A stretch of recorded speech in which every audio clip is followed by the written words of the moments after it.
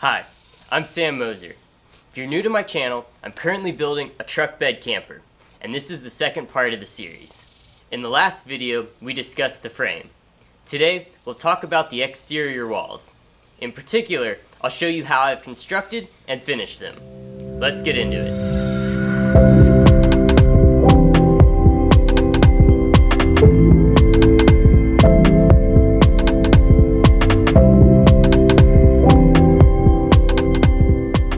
The outer walls consist of 5mm plywood panels glued and screwed onto the frame. I tried a couple different ways of attaching the panels to the frame, but here's what worked best for me. I knew I needed to mark where to put the screws to hit the frame members, so first I clamped the panel of wood to the frame. Then I screwed 2 blocks of wood into it to help with alignment while gluing. I could then trace the outline of the frame onto the panel with a sharpie and use this outline to pre-drill holes for the screws. Now I was ready to start the glue up. I spread the glue on the frame, hoisted the panel up, and used the 2 blocks to align it in the right spot and drive in the screws. This worked pretty well, but I had to work fast to spread the glue before too much of it dripped down.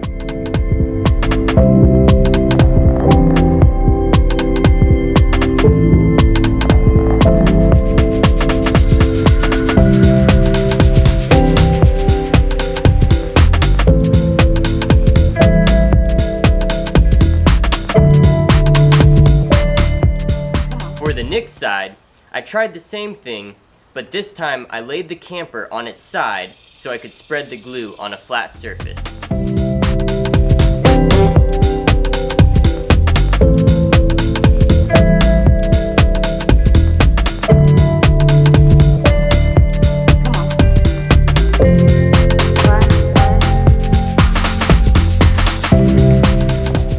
I left the panels oversized while gluing them on, then afterwards used a router with a flush trim bit to cut all the edges flush with the frame. I didn't get any video of this step though.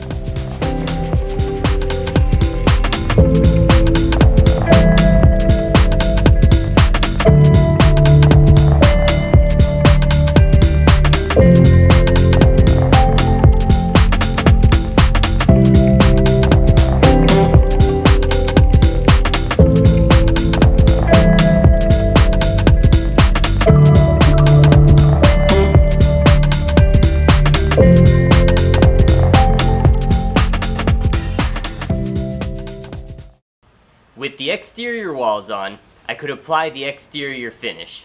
For this, I used a process called poor man's fiberglass, or PMF for short.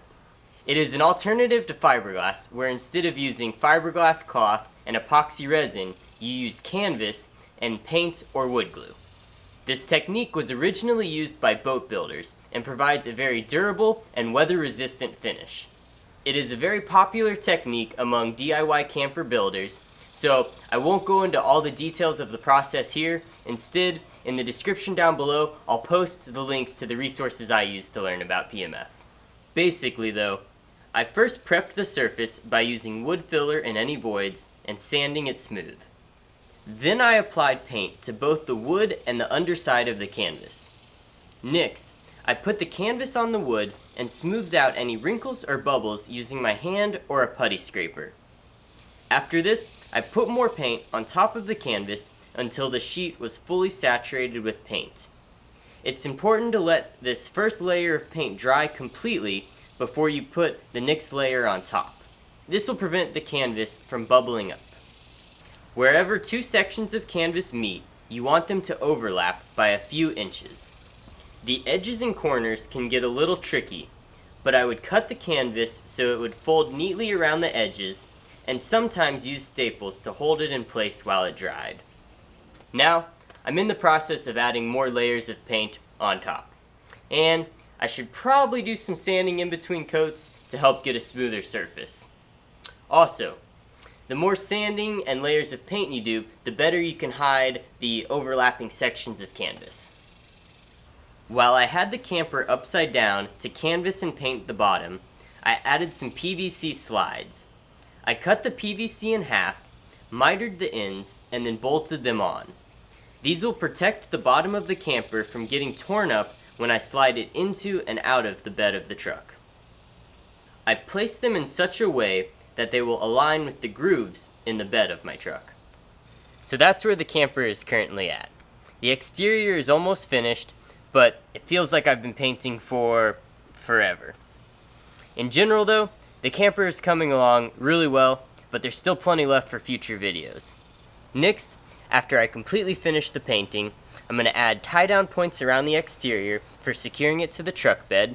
Then I'll install the windows, the hinges, and all the weather stripping. After that, I'm going to do the electrical in the ceiling, and this will be to power lights and the roof vent. After that, I can insulate and panel the interior walls. And finally, I'll build out the kitchen drawer in the back and other odds and ends around the camper. As always, thanks for watching, and thanks for all the positive comments on the first video. As usual, please subscribe, and keep an eye out for the next video. See you later.